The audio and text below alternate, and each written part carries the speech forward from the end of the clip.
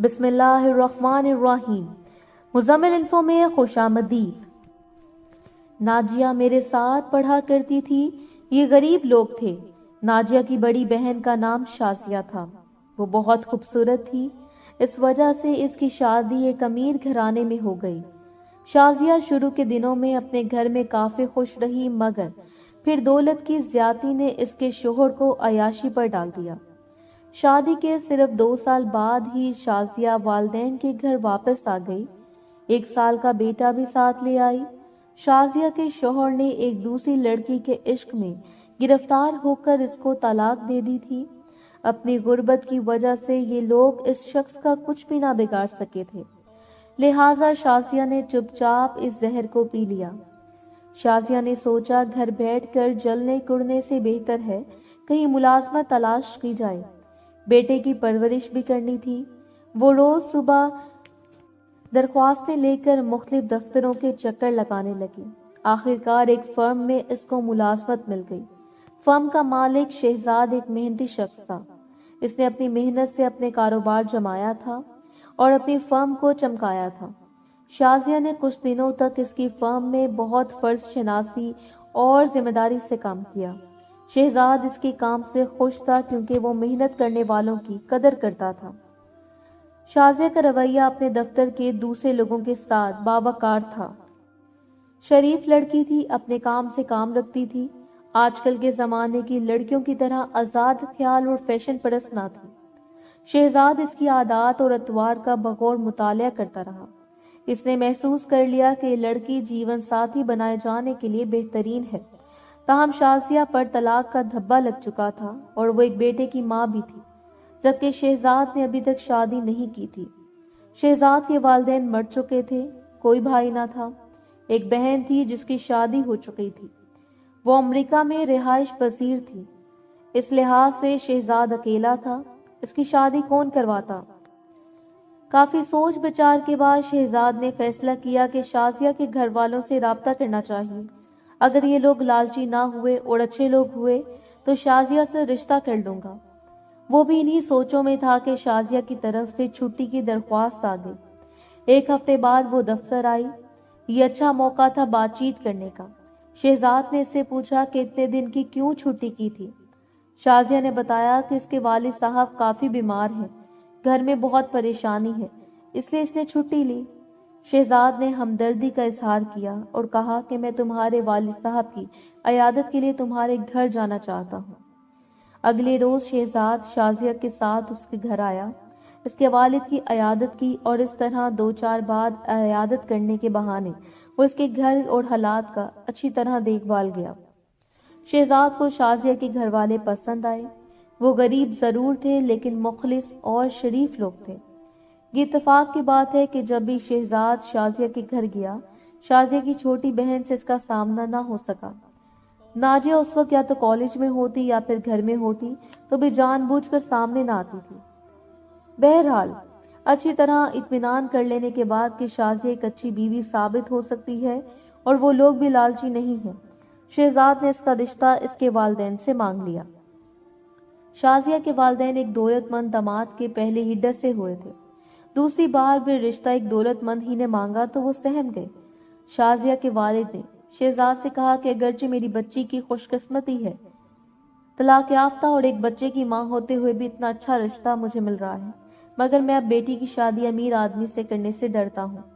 میرا خیال ہے کہ شادی اپنے جیسے گھرانے میں کروں۔ پہلے ایک بار یہ امیر گھر سے دھتکاری جا چکی ہے، اس لیے اب ہمیں بڑے گھر کی خواہش نہیں رہی۔ شہزاد نے کہا، بزرگوں، سبھی لوگ ایک جیسے نہیں ہوتے۔ پھر میں پیدائشی امیر نہیں ہوں۔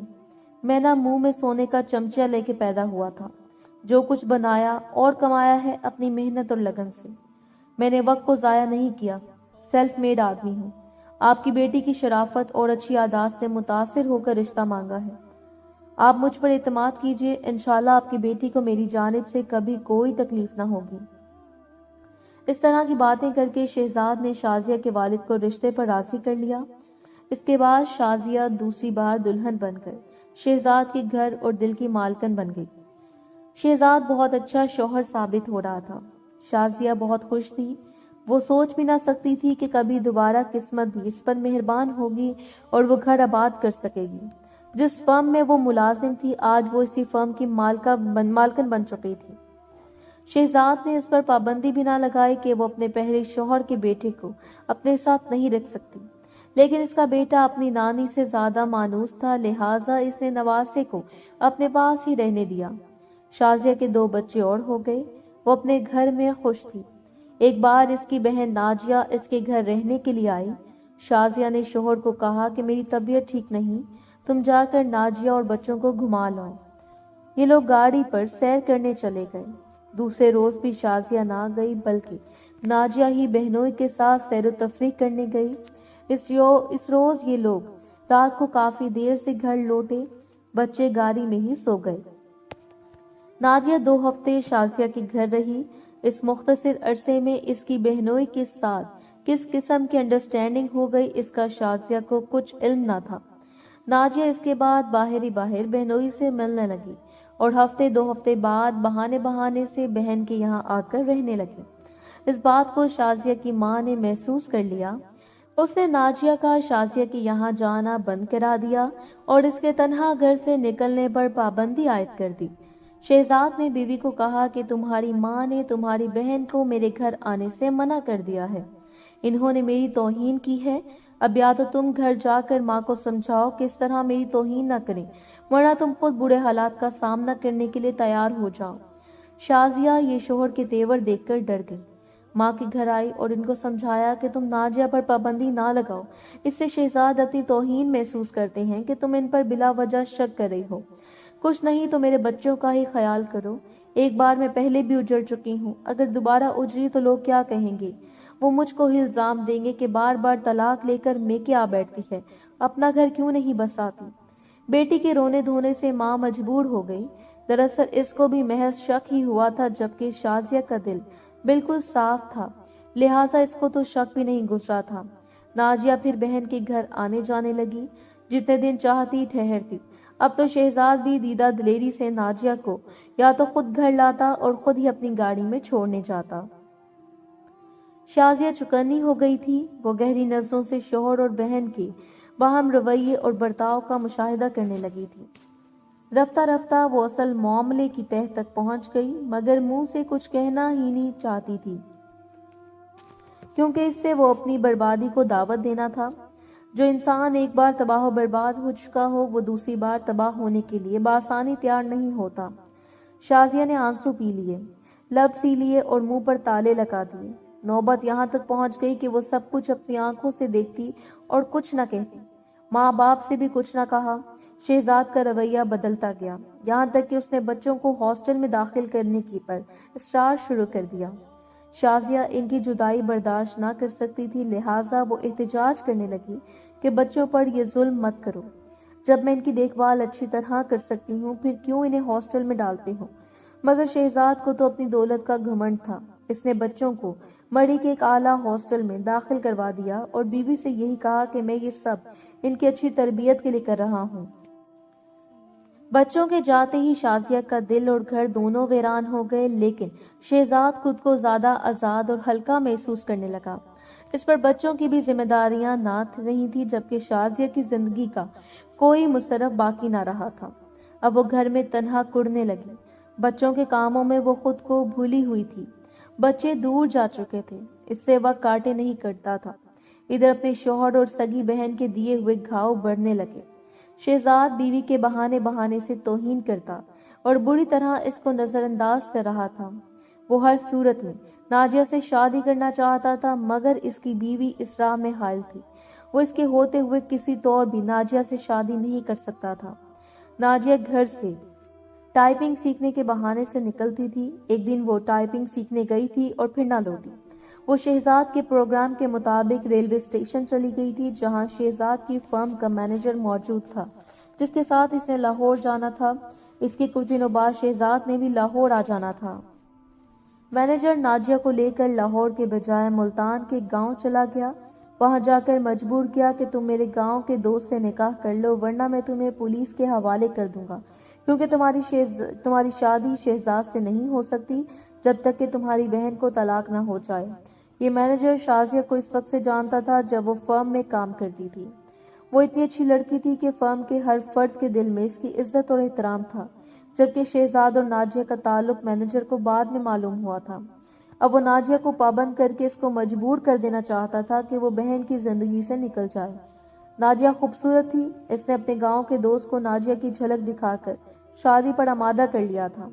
ناجیہ بری طرح سے پھنس چکی تھی، وہ واپس نہیں جا سکتی تھی اور گاؤں کی زندگی قبول بھی نہیں کر سکتی تھی۔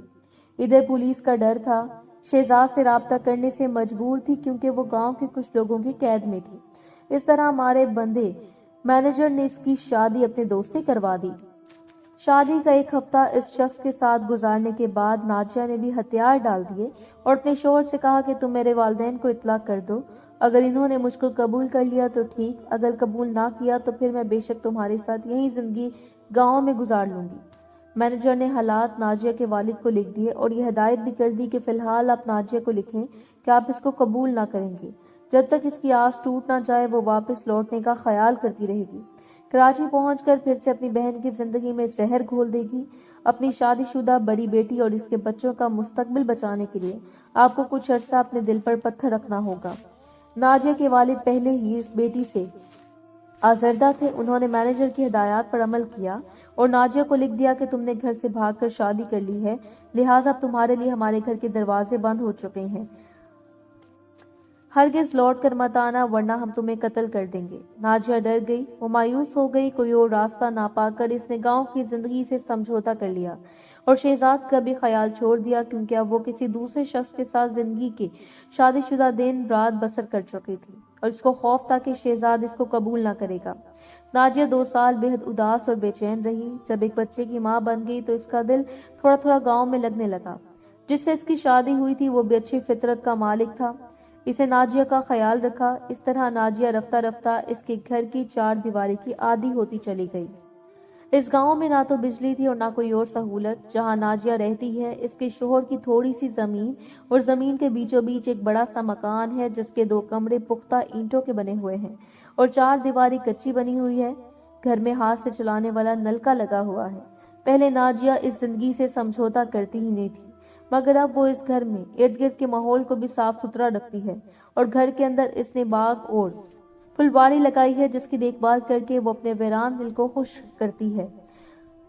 ہم جب بھی ناجیہ کو دیکھتے ہیں ہمیں اس پر ترس آتا ہے، کہاں تو وہ شہر میں رہتی تھی اور کہاں اب دیہاتی زندگی بسر کرنے پر مجبور ہے۔